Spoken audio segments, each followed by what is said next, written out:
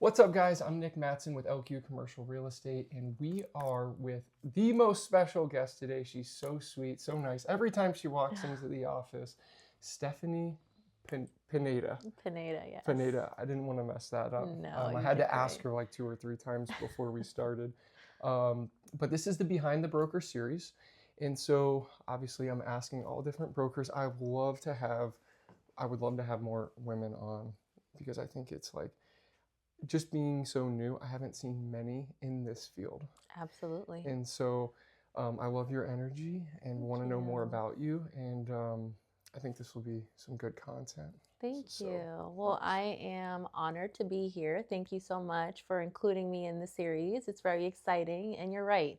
Women were not as common in this field, in this industry, but the women that are in this industry, we are definitely, trailblazers at best. So, Yeah, 100%. So I'm excited to learn more. Obviously, we'll have more episodes coming and get into more detail. But this first one is like getting into what you were doing before commercial real estate and stuff like that. So the first question is, what were you doing before commercial real estate?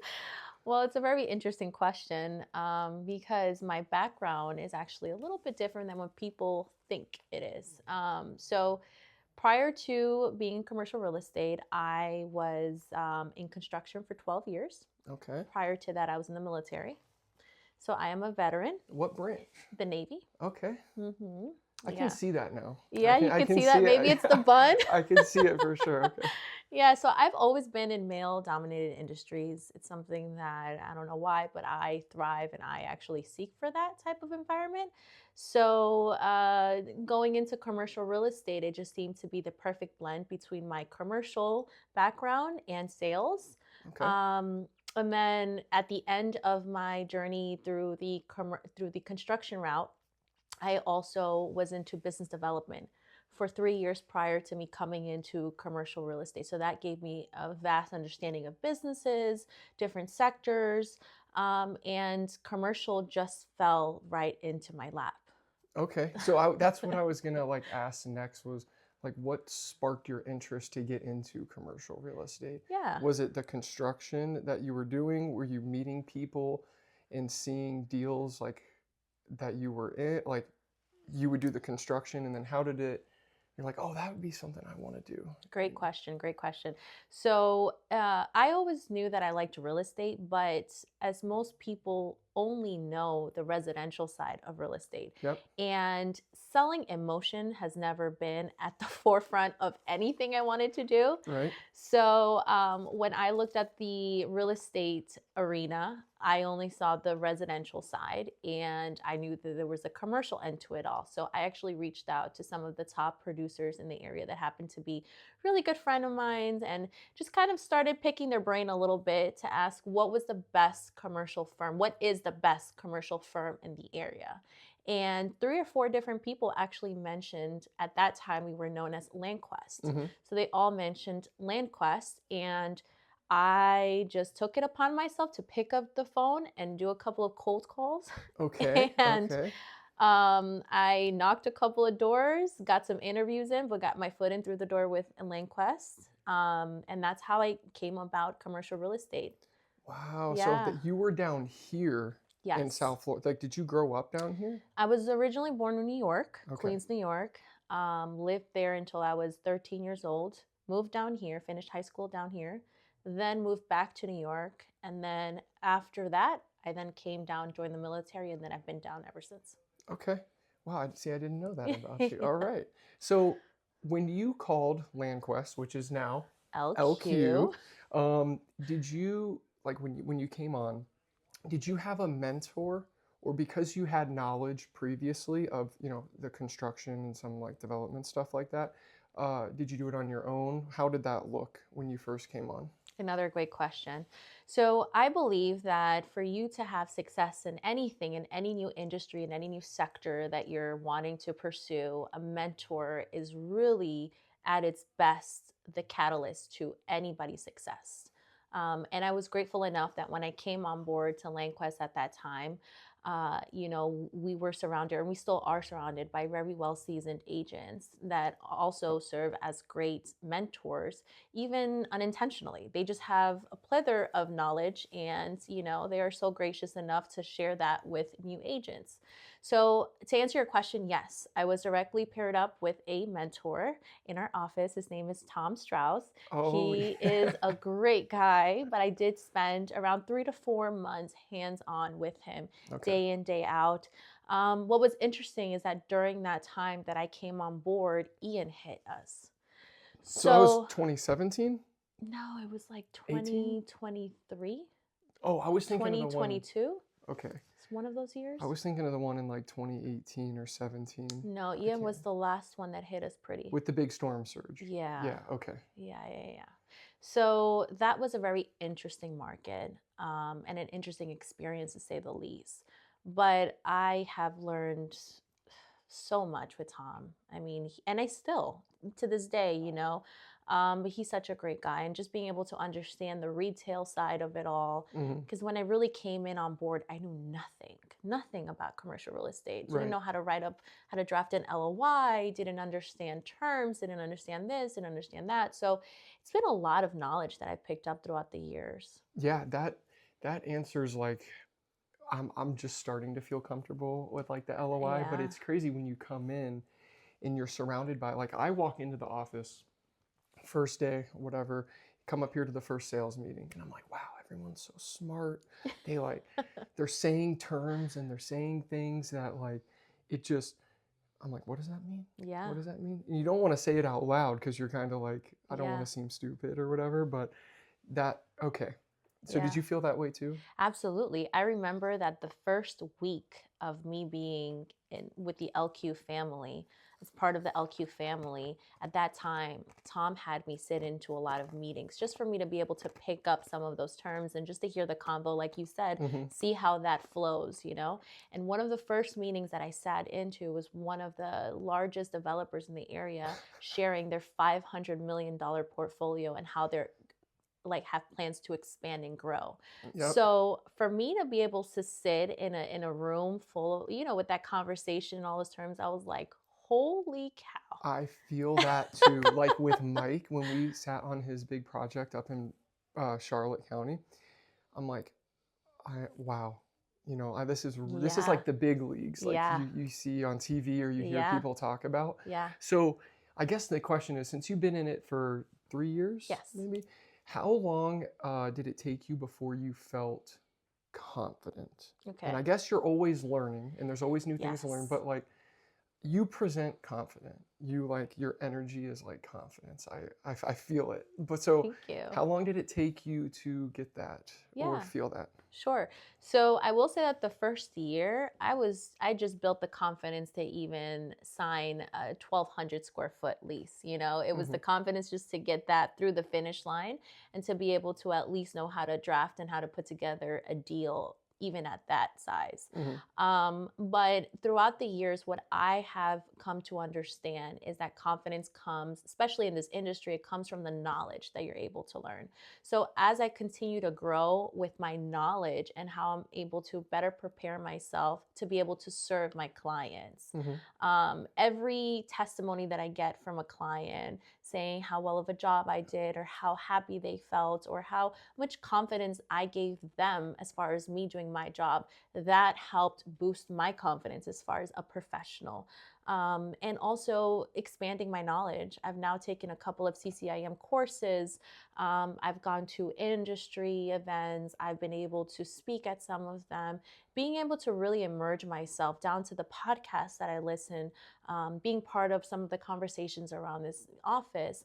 All of those things are definitely factors as to how I feel confident and why I feel confident.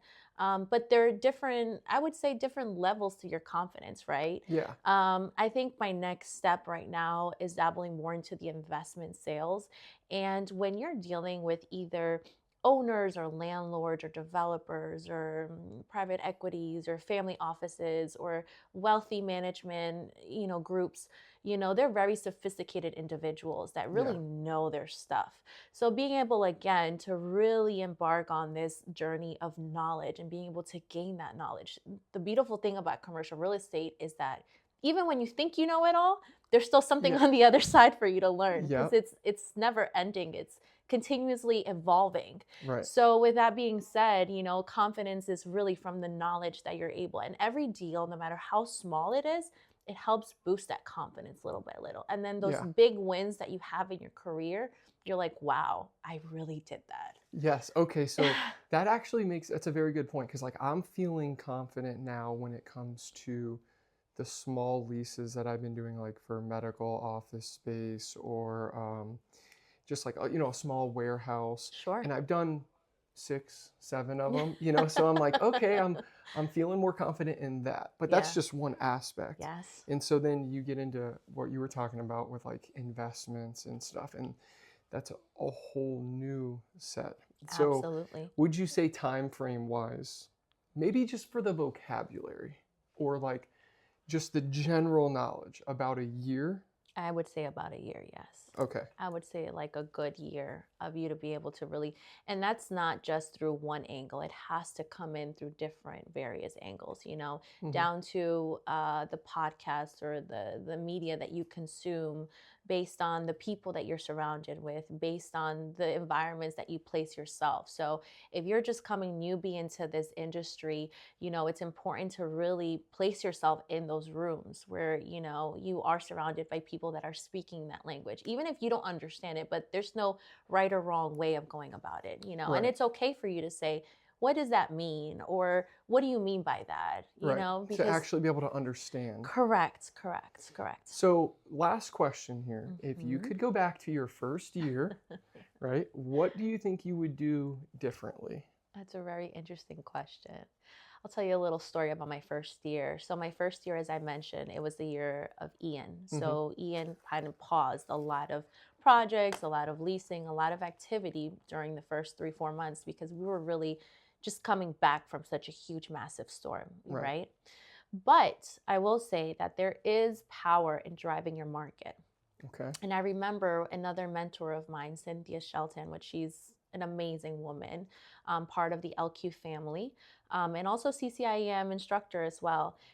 Her biggest piece of advice was know and drive your market, even if it's just a 1 mile radius, but understand who are the landlords, who are the players, what the rates are, if any property sold for how much, et cetera, et cetera. And so what that did was open up my eyes to at least a small sector, but really call myself an expert in that area. And I did a lot of that. I did driving the canvas. I'm not driving the canvas. I canvassed the area, drove the market. And that led me to a $15.5 million listing opportunity, like a BOV, a broker opinion of value. Unfortunately, I didn't get the listing, but to be in the same room and a runner up against one of the largest other firms in this area, it gave me a lot of confidence. That boosted my confidence a lot. And that was within the first year. And that was just based off of just cold calling and just nurturing a relationship. So it just comes to show that if you really go back to your basics sometimes, in the aspect of, just driving your market, understanding where things are, how the market is, and just cold calling, or just being persistent, or whatever way of marketing that you find most comfortable and most success in, as long as you keep going about, there's a lot of opportunities on the other side. I love that. So get to know the market, drive the market, become an expert. And just really quick, when you were doing that, obviously it's like, okay, I'm in Fort Myers, like this is huge. What was the size of the market that you drove? Like, did you really break off like a mile? Yeah. So you did. Yeah. So this property that I mentioned, it's literally a mile from this office. So I drove up to 41, and it was like close to the Pagefield Airport. And it was I just drove by and I seen an empty building, and I found the owner, and I called the owner, and little and behold, that owner had a whole portfolio. And I just kept nurturing that relationship. And once you find an individual that has a portfolio to that magnitude, you can always find different ways of nurturing that relationship, either through market insight, through data, through another property that's for sale that might be similar to his. Hey, I found this property. It's up for sale. I seen that it's similar to yours. Would you be interested in more information, even if it wasn't my listing? Right. But just getting him to know, especially these out of town owners or out of state owners that really don't have boots on the ground, then you become their eyes, and then you gain their trust and their confidence. Okay. So all of that in combination, kind of got my foot in through the door. And like I said, I did not get the listing, but just to sit in that same room and be one of those players, with another top firm. It gives you that confidence. It does. Small victories. Like, that's a huge victory for someone is. in their first year. That So is $15.5 million. Yeah. well, you'll get some coming up for Oh, sure. 100%. And if you already haven't got some already. Yes. So we'll dive more into in episode 2, just like what you're working on, the deals you've done so far. But I really appreciate you taking the time to do it. Thank you for having me. I will make sure that I tag Stephanie in the video below so you can check out the description, and I'll tag her on LinkedIn and stuff as well. Sounds great. Thank you so much. I appreciate it. Hope you guys all have a great day, and talk to you later. Thank you. See ya.